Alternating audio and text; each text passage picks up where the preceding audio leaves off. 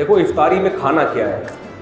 रमज़ान जो है ना सेहत बनाने का बड़ा बेहतरीन नुस्खा है। इसमें अल्लाह आपको मौका देता है अभी कोलेस्ट्रॉल को ख़त्म करवा दो, लेकिन रमज़ान में लोगों का मोटापा कम होने के बजाय बढ़ता है, क्योंकि इफ्तारी में तबीयत से तेल वाले पकोड़े फोड़ते हैं, तबीयत से बिरयानियाँ खाई जाती हैं, चाट और ये और वो एक ही दम इतना खाया जाता है कि आम दिनों में डिवाइड करके खाते थे, थोड़ा गनीमत थी, अब एकदम फोड़ते हैं, तो सेहत बनने के बजाय बिगड़ती। और रमज़ान में मौतें भी होती हैं बहुत। तो इसलिए रमज़ान का अल्लाह ने जो आपको पैकेज दिया है ना, इफ्तारी में आप खाएं क्या, हटो बच्चों हो जाएंगे आप 15-20 दिन मेरी बताई हुई खुराक अगर खाएंगे, 15-20 दिनों के बाद आपको ऐसा लगेगा कि मुफ्ती साहब जो 4 शादियों पे बयान करते थे वो गलत नहीं है, कुछ उनमें हकीकत है। वो बातें आपको जो भी बुरी लगती है ना, वो अच्छी लगना, बोलो शुरू, जवान हो जाएंगे आप। एक काम आपने ये करना है कि ऑयल को सहरी इफ्तारी से निकालना है, कुकिंग ऑयल। क्या करना है, बोलते क्यों नहीं, ऑयल को निकालना। जैतून का तेल 1-2 चम्मच इस्तेमाल कर लें आप, समझते हो। देसी घी भी नहीं, घी भी छोड़ दें फिलहाल थोड़े दिनों में। देसी घी वैसे अच्छी चीज़ है लेकिन छोड़ दें फिलहाल। दुनिया छोड़ने से पहले बेहतर है कि आप हर किस्म का घी, वो जैतून का तेल 2-3 चमचे पी लिया करें 24 घंटे में। दूसरा काम आपने ये करना है कि रोटी चावल को कम करें, गंदुम को भी, और बोलो ना सहरी में गंदुम बहुत ज़्यादा फोड़नी है और ना इफ्तारी में, ना रात को किसी टाइम, गंदुम भी और चावल। समझते हो कि नहीं समझते हो। ज़्यादा जो आपने फोकस करना है ना वो खजूर को, खजूर बहुत पावरफुल चीज़ है, पेट नहीं भरता उससे, मगर जो काम रोटी करती है ना और जो एनर्जी चाहिए वो खजूर से हमें ज़्यादा मिलती है। हमारे यहाँ इफ्तारी में खजूर के साथ इतनी ज़्यादती होती है कि एक खजूर की सुन्नत समझ के रोज़ा इफ्तार किया और फिर डायरेक्ट आ गए बिरयानी पे, कोल्ड ड्रिंक पे। अबे ये पेट भर के खाओ यार, तबीयत से खाओ, इस वक्त हजम भी होगी, जुज़्वे बदन भी बनेगी। आम तौर पे खजूर आसान नहीं होती हजम करना, खजूर आसानी से भी कितना कुछ खाया हुआ होता है, खजूर के लिए मैदा तैयार ही नहीं होता। इफ्तारी में आप तजर्बा करके देख ले, जितनी भी खजूरें खा लें आपका पेट खराब नहीं होगा, तो ज़्यादा खाएं खजूरें। और ये कोल्ड ड्रिंक को एक तरफ रखें आप। अगर आप अव्वल तो शरबत, मैं तो कभी भी इफ्तारी में शरबत नहीं पीता, क्योंकि इफ्तारी में तजर्बा है कि शरबत अगर आपने पी लिया या पेट भर के रोटी खा ली तो मगरिब पड़ते ही आप टन हो जाते हैं, किसी काम के तरावी के काबिल तो आप रहोगे। टन टनाटन पर मैं हूँ सुन्नी टन टनाटन वाला हिसाब,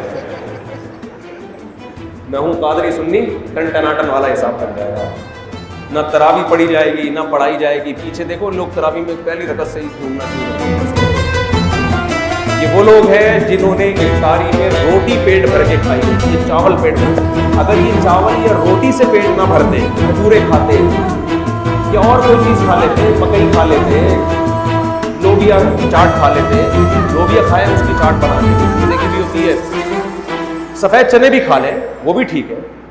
कार्बोहाइड्रेट जो है ना वो कम होना चाहिए। कार्ब वाली चीज़ें क्या होनी चाहिए, ऐसी चीज़ें जिनमें निशास्ता होता है, मिठास होती है। जैसे रोटी में तो बहुत कार्ब है ना, चावल में बहुत कार्ब है, ये कम खाएं। बाकी आप दालें खाएं, आप चाट खाएं, बेशक सफ़ेद चने की चाट खा लें, घी बड़े खा लें, तो कोई इतना मसला नहीं। जायदादें खा के बैठे हुए होते लोग दही बड़े आराम से हजम हो जाए। तो यानी कुछ भी खा लें आप इफ्तारी में, बेहतर है कि खजूर ज़्यादा खाएं। एक सेकंड, लेकिन आपने इफ्तारी में रोटी और चावल 3-4 दिन आपको टेंशन होगी, उसके बाद आदी हो जाएंगे, जब बताना शुरू होगा कि यार क्या तबीयत होगी, आंखों में रोशनी हो जाएगी। तो इस सहरी में भी आपने रोटी और चावल को कम करना है और ऑयली चीज़ों को, और इफ्तारी में भी रोटी चावल को आपने कम करना है। जब भूख लगे लोबिया की चाट खा ली या सफ़ेद चने की चाट खा ली, काले चने की चाट, पकौड़े भी इतना कोई मसला नहीं करेंगे, पकौड़े भी बेसन है ना वो भी इतना मसला नहीं करेगा पकौड़ा। ज़्यादा जो टेंशन देगी ना आपको रोटी और चावल, कोल्ड ड्रिंक और शरबत पियो टन। जिस खुराक को खाने के बाद इंसान टन हो रहा है ना, सुन्नी टन टनाटन बन रहा है, तो समझ लो ये खुराक आपकी बॉडी में फैट कर रही है। ये खुराक क्या कर रही है आपकी बॉडी में? ये उसूल याद है। शरबत पीते ही टुन होती है, तबीयत की नहीं होती। नहीं होती तो तजुर्बा करके देख लो। इसका मतलब ये क्या पैदा कर रही है? बॉडी को मोटा कर रही है। रोटी खाते ही तबीयत क्या हो जाती है? एकदम ये क्या कर रही है? ये जरूरी है रोटी, लेकिन आपको मैं रमजान का पैकेज दूंगा, और चावल को भी आधी रोटी खा लें बस, बाकी दूसरी चीज फल फ्रूट को गोश्त खाएं तबीयत से। अल्लाह ने अगर पैसा दिया गोश्त खाएं, मछली खाएं, गोश्त खाएं, ये चीज़ें खाएंगे फ़ायदा होगा, नुकसान नहीं होगा। लेकिन रोटी चावल अगर आपने उसी स्पीड से तोड़ना शुरू किए जिस स्पीड से आप खा रहे हैं, तो रमज़ान आपको कोलेस्ट्रॉल का तोहफा देकर जाएगा, फैट चढ़ा के जाएगा, आँखों की बीनाई ख़राब हो जाएगी, आपकी शुगर की बीमारी पैदा होगी, हार्ट अटैक के ख़तरे। बहुत से लोग इफ्तारी करते ही लेटे तो उठे, पुलिस भी आके उठाया, पुलिस से भी ऐसे कई केसेस मेरे सामने आए हैं कि सहरी खा के सोए थे और पुलिस भी उनको नहीं उठा, क्योंकि सहरी में जिस किस्म की चीज़ें खाई हैं उनके बाद अगर बंदा उठ जाए तो ये हैरानगी की बात है कि आप उठे कैसे। आपने तो उठने का कोई ऑप्शन, खजला खा रहे हैं सहरी में, इतना ऑयल से भरा हुआ होता है, पीनिया खा रहे हैं, और ये ऑयल भी मार्केटों का ऑयल जिसका पता नहीं है कि ये किस चीज़ का तेल है। तो इसलिए थोड़ा सा अपने आप को तमीज़ से ले आए ना, लेमन पिया करें और विटामिन सी मिलता है, इससे आप देखो ऐसे बिखर जाओगे, हटो बच्चों। आप ईद की चांद आपको सबसे पहले नजर आएगा, आपकी आंखें इतनी तेज हो जाएंगी, सबसे पहले आपको चांद नजर आएगा, आपको तो बहुत फायदा होगा। लेकिन एक हफ्ते की प्रैक्टिस करनी पड़ेगी और इससे कोई कमजोरी नहीं होगी। रोटी ख़त्म नहीं करनी है, याद रखो, कम करनी है। ख़त्म करने से नुकसान होगा। चावल भी ख़त्म नहीं करना है, बहुत कम करना है। बाकी गोश्त को ज़्यादा फोकस करना है। दूध पिए, गोश्त खाएं, खजूरें खाएं और शरबत ना पिए। चीनी का इस्तेमाल बोलो बिल्कुल लाइफ से वैसे ही चीनी निकाल देनी चाहिए। तो ये बड़ा ख़ानदानी पैकेज है, बड़ा मज़ा आएगा आपको। जी क्या कह रहे हैं आप? देखो एक बात याद रखो, एक टाइम खाया करो। इफ्तारी में भी खा रहे हैं, फिर मगरिब की नमाज़ पढ़ के भी खा रहे हैं, ये पागलों वाली हरकत है।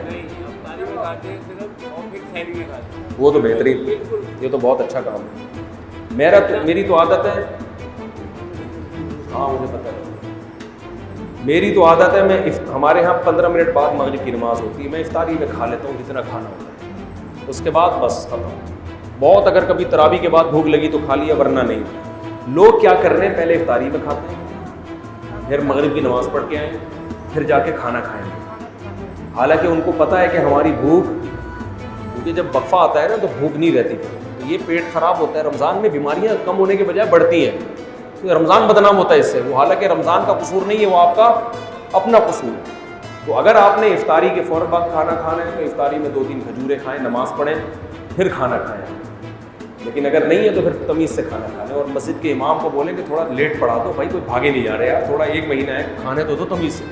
वो भी खड़े हुए होते हैं मौज़िन साहब, बस इधर आधा जल्दी जल्दी खा रहा है और उधर अजान की आवाज़ आ गई, जुगाली करते हुए आ रहे होते हैं मस्जिद में। मैंने तो देखे चलते चलते दस्तरखान से पकौड़ा पकड़ रहे होते हैं, नमाज पढ़नी और चलते चलते।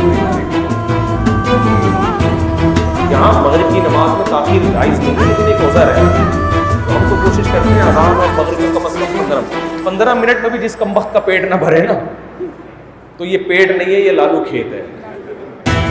ये कुछ भी खाएगा इसका पेट नहीं भर सकता।